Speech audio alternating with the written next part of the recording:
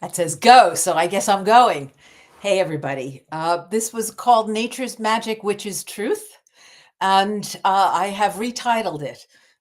As I looked over my notes and what I wanted to say, um, it shifted to protecting the sacred, uh, which is truth and nature's magic in the midst of America's authoritarian movement. Don't let that scare you.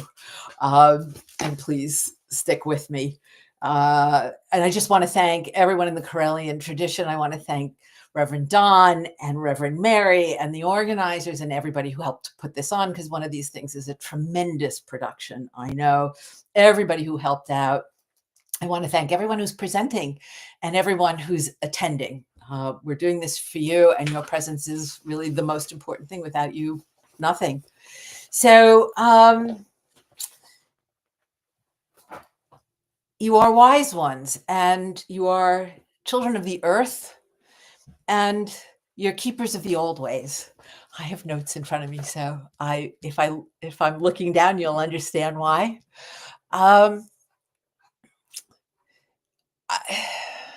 Keepers of the old ways. Ways that are needed more than ever right now in this very moment. And it's the future that's counting on how we keep those old ways. So I'm really happy and I'm honored to be with you tonight. We are gathering now in a time of trial and transformation. And as I said, the talk I intended to give has become the talk I really feel that I have to give. It is a talk guided by nature's magic, and it is speaking witch's truth to power. So tonight I hope to share an essential shamanic and Wiccan practice that was given to me by the trees. I intend to have time to do that. It's a way to experience how profoundly we are all enmeshed in nature's magic. And we need the world's magic right now more than ever, just as the world needs her witches right now more than ever. So may this gathering be a sacred circle of inspiration, of wisdom, and of courage. May our hearts be brave. May our words be helpful. May our actions be grounded in our love of freedom, our love for our country, our love for Mother Earth and for all of her children. So, as the delusions and the dangers of an artificial and dying culture threaten our shared future, may our practices keep us grounded, calm, clear, and connected. Okay, thank you. Okay, so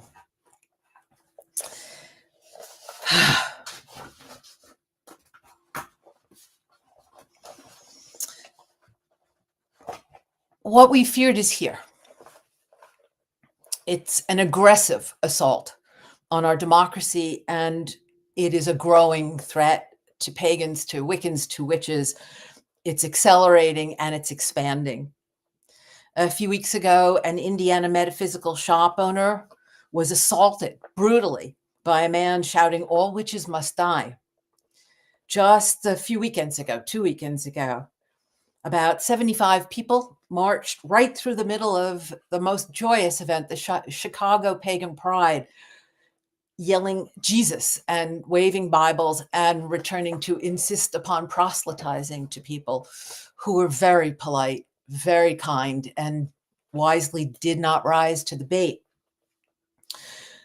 And 2 weeks ago, just 3 days after the murder of Charlie Kirk, a very mean-spirited, uninformed, and frankly misogynistic book called Pagan Threat was released. And it was released with a foreword by Charlie Kirk. It's an incendiary foreword. And the book is a raging rhetorical attack. It's designed to make Christians fear pagans and make pagans fear Christians. And librarians across the country are already reporting threats if they don't stock it. And then came a presidential memorandum declaring that, quote, anti-Christianity and, quote, hostility towards those who hold traditional views on family, religion, and morality are drivers of terrorism. It's frightening, and it's meant to be. Fear is a tool of tyrants and bullies. We will not be bullied.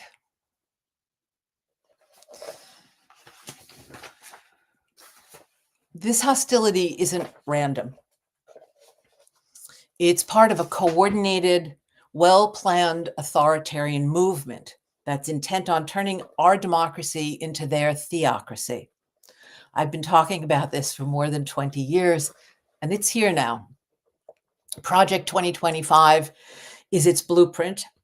It's drafted by the Heritage Foundation, and it's being implemented by a former Heritage Foundation lobbyist, Russell Vogt, who's now the Office of Management and Budget, and a coalition of organizations that seek to replace the federal civil service with ideological loyalists, embed biblical values, their quote, in policy and centralize executive power.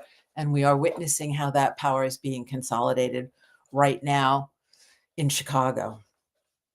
Recent executive orders have already dismantled gender equity initiatives, closed DEI offices, created new religious commissions that privilege one faith. Funding for important research at America's universities is being used to blackmail them into staff, curriculum, library, and other changes. This is a quiet, seemingly bureaucratic revolution that is getting louder and more violent and more dangerous every day. It's one that can erase our rights without a single headline if we're not paying attention. Yet, the First Amendment still stands. Our Constitution still stands. Democracy still breathes, and so do we. So, I've spent a lifetime as a public witch, as a priestess, and as an attorney and an activist and an interfaith activist. My legal work over the years has helped to secure many of the rights that are now under threat. The right to practice our faith in peace and in freedom, the right to gather, the right to be recognized as clergy, to marry members of our community and bless our dead with our own symbols, to speak our truth in public spaces. Through that work, over many years, I've learned a simple truth. The best antidote for anxiety is action. Fear feeds on feeling helpless, and courage grows stronger by doing together. At my tradition, the Temple of Ara, we're committed to meeting fear with right action, meeting lies with truth, and isolation with community. We are committed to remaining a public and welcoming community of safety and support and embodied spirit. That is what this convening is really all about, what many of you who are here are committed to. It is vital that we take care of ourselves and each other. Let's be clear about the personal stakes. When any government privileges one religion over another, that faith makes every other faith a target. When Christian nationalists call for a, quote, biblical nation, they don't mean a place where you and I belong. They mean to exclude us from schools, from libraries, from public life. And they are testing these ideas in state legislatures right now. They're posting 10 commandments in classrooms. They're funding sectarian charter schools. They're erasing religious diversity from curricula. This is why our voices and our visibility matters, because silence is what authoritarians depend on. Visibility is how we protect freedom. We know our history, and we know that we have the power to prevent that history from happening again.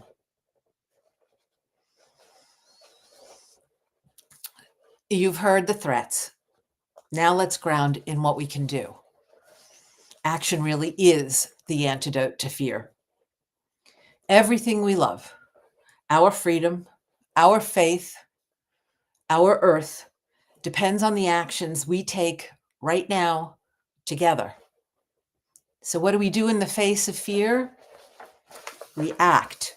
We use our rights before we lose them. We organize, we educate, and we build alliances.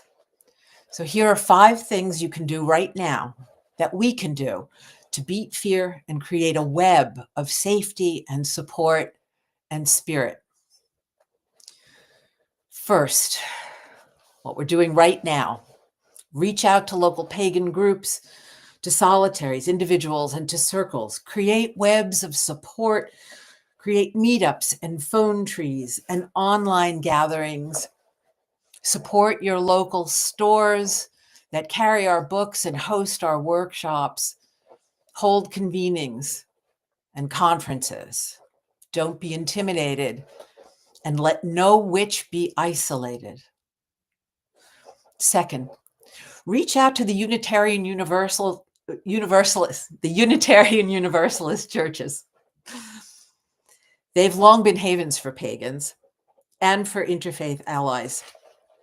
And they have been an interfaith ally. They've hosted CUPS, the Covenant of Unitarian Universalist Pagans, for many, many years.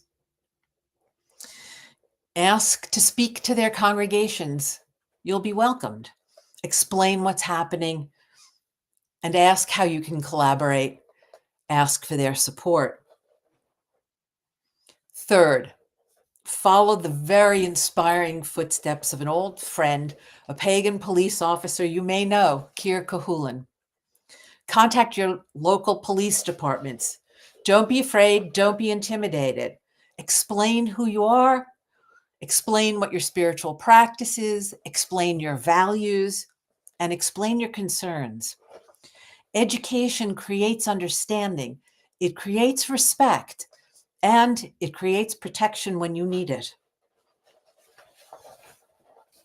Fourth, connect with interfaith organizations. This is something that I have been doing for 30 odd years through the Parliament of the World's Religions on behalf of our community, opening doors for us to be present in a world forum on a world stage, introducing ourselves, who we are, how we practice, what our values are, and in the process, creating understanding and even appreciation. It's important to share what's happening with our communities. In fact, I've been in touch with the Metropolitan Interfaith Council in Chicago, and they welcome our participation. They want to know what's been happening. They want to know what happened at Chicago Pagan Pride, and they're interested in inviting the pagan community into their community. Allies are essential. Our safety grows when we are seen as neighbors. We have to reach beyond our circles and our community to build bridges into other communities. We have to work with Jewish, Muslim, Indigenous, Buddhist, and Christian progressive communities and churches. You need to join in interfaith environmental actions. There are lots of them going on now. Tree plantings, river cleanups, climate marches. When we're present, the fear disappears because personal relationships are established. And when those relationships are established, you have friendships. And when you have friendships, you have allies. And one of the most important things that are going on now in interfaith organizations, in other progressive religious organizations, is defense of immigrant communities. This is an incredibly important part of the work that we should be participating in. And when we work with them, we become allies, we become friends, and our work is more effective. Fifth, show up for No King's Day on October 18th. We are a community that knows how to celebrate. Let's bring that spirit to celebrate democracy, to celebrate liberty, and to celebrate spiritual diversity. Bring your friends. Let's show up as a community. Pagans, Wiccans, witches, and our allies. Sing and chant and dance. Let the world that we stand for love and joy and freedom. It's more than a protest. Really, It's a celebration of self-governance. It's a day to say, no one rules by divine right over a free people. Bring banners that say protect pluralism and freedom of faith for all, or you can quote our New York State Attorney General Letitia James, who said, faith and fear don't occupy the same space. They can't. Our ancestors fought for these liberties. Now it's our turn to protect them. The world needs to see that love is stronger than fear. We need to see that love is stronger than fear. It's the greatest magic. Service is our spell for strength. We know that when we serve something greater than ourselves, when we serve our freedom and our democracy, when we serve Mother Earth and her children, we become greater than we ever imagined we could be. We find the strength that lies within us in finding our purpose. When people see our hearts in action, fear fades. Our fear and their fear, respect grows, and courage grows. That's how we turn hostility into understanding and pluralism into protection. It's how we turn our own fear into courage, our own hopelessness into decisiveness. And we have to remember, the First Amendment protects us best when we use it openly and wisely. So let's return to our roots. As witches and pagans and Wiccans, we are people of sacred reciprocity. So I am going to have time to share this practice with you. It's a practice of sacred reciprocity, and it was shared with me by the trees that helped me to come out of a dark hole, a place of feeling tremendously hopeless and disempowered. And they spoke to me and they said, breathe with us. And they taught me that I was enmeshed in nature's magic and engaged in a sacred exchange of the breath of life. We are doing it every moment that we live. It's the first thing we did when we got here. It's the last thing we'll do when we leave. It's the first gift you received when you arrived here. And it's the last gift you'll give back when it's your time to cross over. It's a practice that sustains us, that inspires us, and that keeps us always awake and aware and connected to nature's magic. So I invite you to close your eyes and settle into your body. Take a deep breath in. Take a deep breath out. Continue breathing in and out deeply and fully, but in a natural and relaxed way. Feel the earth, Mother Earth, firmly beneath you, supporting you, always supporting you. Inhale. Inhale, slow and soft, feeling your mind grow quiet and still. And as you exhale fully and deeply, feel your body settle and relax. Continue breathing in, the mind growing still and quiet, and out, the body coming to rest and relaxing, in and out, in and out, in and out, And in the stillness and clarity of your mind, which follows your breath, follow the breath that you exhale. Feel it leaving your body and pay attention to what you are doing as you exhale. This is not waste. The carbon dioxide that you are exhaling, that you are releasing from your body, is a gift of life. It's the breath of life your body is creating for all of the green plants who are breathing with you. They receive your gift of carbon dioxide. It is the breath of life to them, and they inhale it in order to live. And as they inhale the carbon dioxide and use it to create glucose, to convert using photosynthesis, the power of light and the blessings of water and earth into life, they exhale the breath of life to you, to all of us. They exhale oxygen. They create not waste, but life, the breath of life. They create the oxygen that you are inhaling right now, that enters you and fills you with calm and quiet and the realization of this intimate, deep connection that you share with all of the green living things. As you exhale, you are returning the breath of life to them. As you inhale, you are receiving the breath of life from them.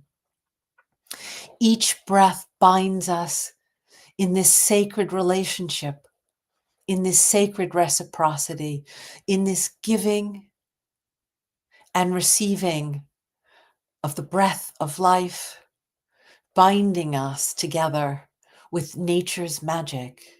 We breathe in and feel the life coursing through our veins as our lungs expand and our hearts beat.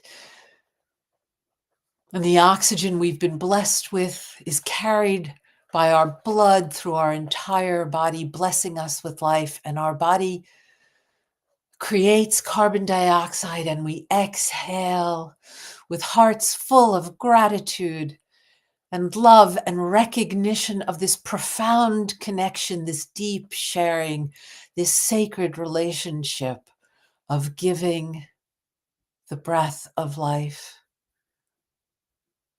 and receiving the breath of life, the blessings of nature's magic.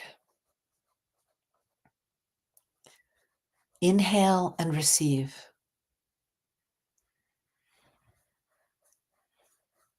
Feel your heart open. Feel the gratitude, the wonder, the love, the awakening and remembering.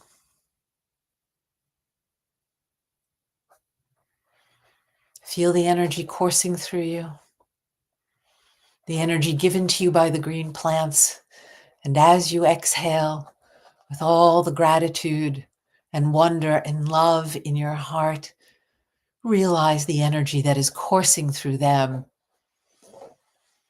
and the gratitude and love and wonder and magic coursing through them, that they return to you as they create oxygen and bless you with the breath of life. Feel how intimately we are all connected, woven together in a web of nature's magic. Remember, you are never alone. Every breath you take binds you to nature's magic and to all of creation. And in that web is all of the love and the nourishment and the wisdom and the strength and the inspiration and the community that you will need, that we all need, so that we are able to remember that we are never alone, And to remember as you open your eyes who you are and where you are and why you are here. Through our sacred breath, we receive healing and hope and the power to create the future that life, that the earth intends for us, not to dominate, but to create the future that all beings deserve.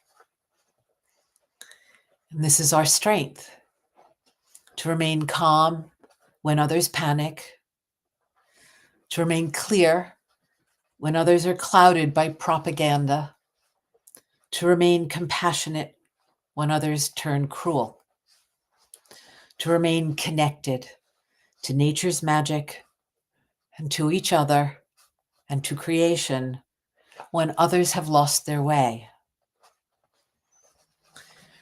So we breathe, wise ones. We give and receive blessings. We give and receive nature's magic. And we know which is truth. We remember who we are. And we remember where we are. And we remember why we are here. The world needs her witches now more than ever. And we are the voices of the living earth, of all those beings, our relations, the plants and the animals, the insects, the fish, the birds, everything, the plants who cannot speak. We are their voice. And we are the defenders of their freedom and their dignity and our own. And we are the keepers of sacred reciprocity. We are the keepers of balance. So, thank you for this time with me. May our courage be contagious. May our love be the greatest magic. And may our spirits be unbroken. So mote it be. Thank you. Thank you for your time. Thank you for your hearts. Thank you for being here with me tonight.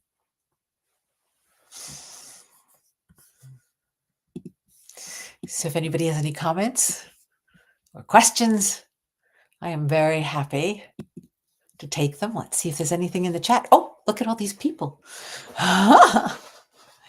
Blessed be. Thank you. Thank you. Thank you, Constance. Thank you. Oh, Dawn. This was beautiful. Thank you for giving me the opportunity to do it. Connote it be. I love that, Constance. Let's see. Blessed be from Lowland. Thank you. Oh, Ed. Hi, Ed. How are you, dear? I agree it's meaningful. This is Don. Yeah, right, Don. Democracy, liberty, diversity. Ha! So very true. Thank you, Don. We had protesters insisting on their right to proselytize at Nashville Pagan Pride Day. Well, I guess we can reciprocate and show up at their churches as they're heading in on Sundays and insist that we have the right to share the good word of Mother Earth with them. I don't know. I think our mothers brought us up to behave better. We're going to experience a lot more of that. They are feeling extremely entitled. And of course, with that entitlement comes this danger of increasing violence. And so we have to be very mindful and attentive. But I asked one of the organizers of Chicago Pagan Pride for many years, Twyla York, what she learned from the experience. We talked afterwards. And she said that what she learned was to not respond, to not rise to the bait, that they were attempting to provoke a confrontation. They had their cameras out and they were videotaping everything. And they wanted footage that they could display to show how irrational, how angry, how volatile, and yes, how demonic, right? Because that is their misperception. That is, the dark projection of their unresolved crises and fears and issues and problems um, onto us, right? And so she said that she learned what the community did in the midst of this verbal assault. Don't respond. Don't rise to the bait. Be polite. They offered to pray for the Christians who were insisting on proselytizing, and then, of course, you know, those folks refused, but they were polite, and they did not rise to the bait. And I think that is a very wise lesson that we're all going to need to learn, absorb, and hang on to. And I think the way that we do that is by taking a few deep breaths and connecting to this web of witches' truth, of Mother Earth's truth, of the truth of living in a sacred world and seeking to live in a sacred way. And so we embody that. So we behave in a sacred way towards them, even if they don't begin to know what that means, right?